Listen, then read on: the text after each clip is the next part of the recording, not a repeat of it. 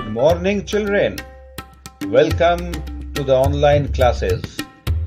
This is the lesson on unitary method, maths of class 4.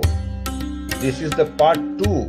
Now all of you get ready with your books. The unitary method. We started the lesson last day. There we learned about the two systems under this method. That is, sums in this unitary method are either of direct proportion or that of inverse proportion.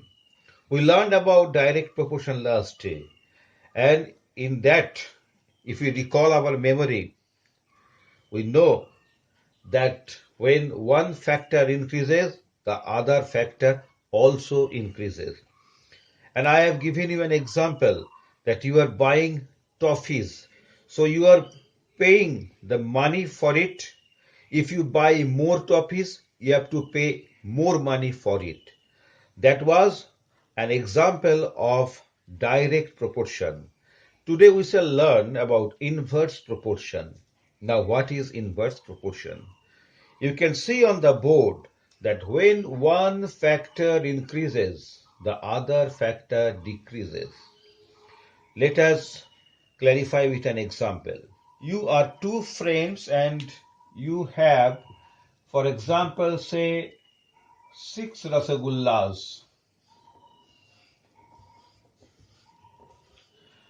Now your mother told you to divide the rasagullas among yourself, between yourself and eat. As you are two, so each of you will get three rasagullas. Now what happens? Just you are going to eat, one of your friend came. Now you are three in number. So the number of person, it was 2, now it became 3. But you have to divide the rasagullas among yourself. Now what happens? Instead of 3, each of you will get 2 rasagullas. This is her share, this one for this girl, and this 2 for this boy. So what happens here? When the number of persons are increasing, the share of rasagullas are decreasing. And this is the thing what we have told here. When one factor increases, the other factor decreases. And sums based on this phenomena is called sums on inverse proportion. Now, little friends, in this inverse proportion system, generally the sums based on time and work are solved out.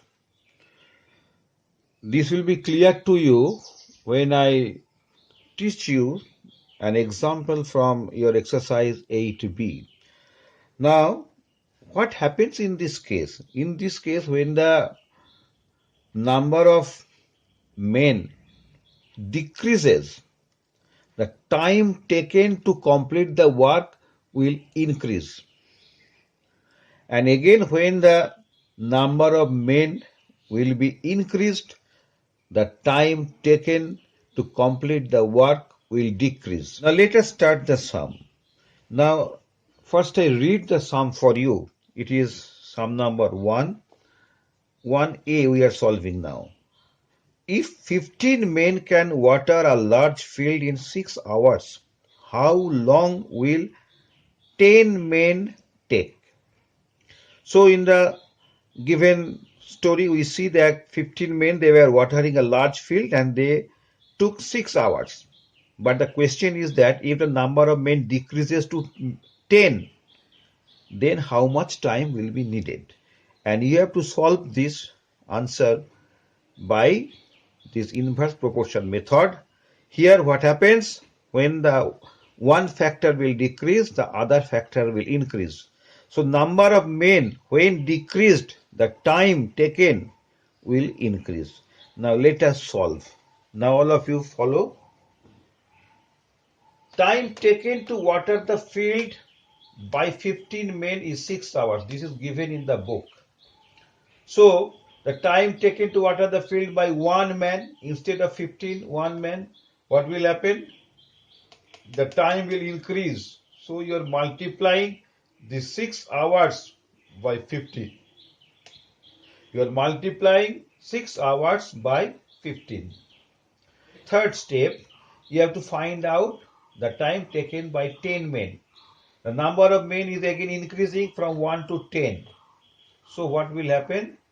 That what you got in step number 2 will be divided by this, because it was increasing here, but in the second step it was decreasing.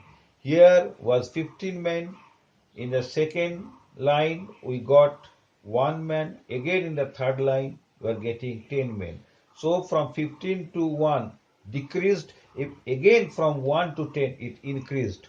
So here, as it is a inverse proportion, so what happens here? First from 15 men to 1 you are multiplying, and again from 1 man to 10 men dividing, because of inverse proportion. And let us solve here. 6 into 15 divided by 10, you cross by 5, 5 2s are 10, 5 3s are 15, and 2 3s are 6. So you get 3 into 3 is equal to 9. So you are getting 9 hours, and this is the answer. That is, 10 men will take 9 hours to water the field.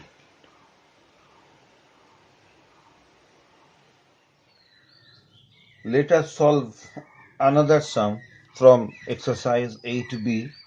Sum number 2. I am reading the sum. If there is enough food in the store to feed 25 men for 12 days, how many days will the food last if 30 men are to be fed? 2b. Now we are starting the sum. 25 men can feed for 12 days. This is already given. 25 men can feed for 12 days. This one is already given in the book. So from 25 I am coming to 1. It is decreasing.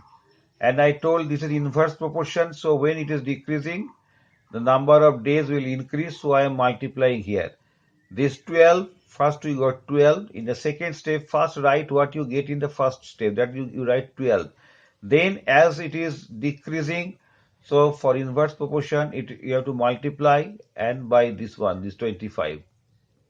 Now in the third step, again the number of men is increasing. And so what happens?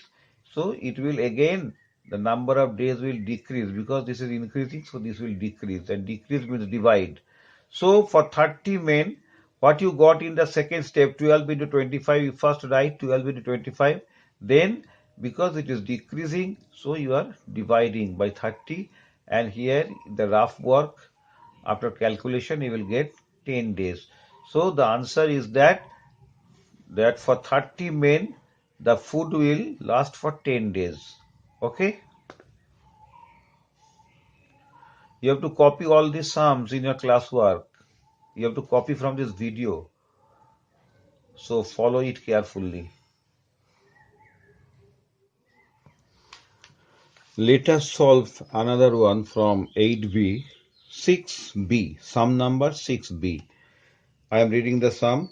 If I have enough money to buy 10 meters of silk at rupees 60 per meter, how many meters of silk can I buy if the price is number B, rupees 120 per meter? Now see the sum solved out. Length of silk cloth we can buy at rupees 60 per meter is 10 meters. I am writing in short, M for meter. So at rupee 1 per meter, you will get more cloth, and that is 10 into 60 meter. Again the price is increasing, that is for rupees 120. So what will happen? The amount of silk will decrease. So you have to divide and what you got in the second step, 10 into 60, 10 into 60 divided by 120 meter. And after calculating, you will get 5. See here, 0, 0 gone. 6, 2s are 12, 2 5s are 10. So you are getting the answer 5 meters. I think you can understand all the sums that I have taught you. All the sums are of same type. You can solve any of them. So this much for today. You copy these sums in your classwork copy, and next day I shall give you to do by yourself. So thank you, my little friends. Be safe, all of you, and be in good health.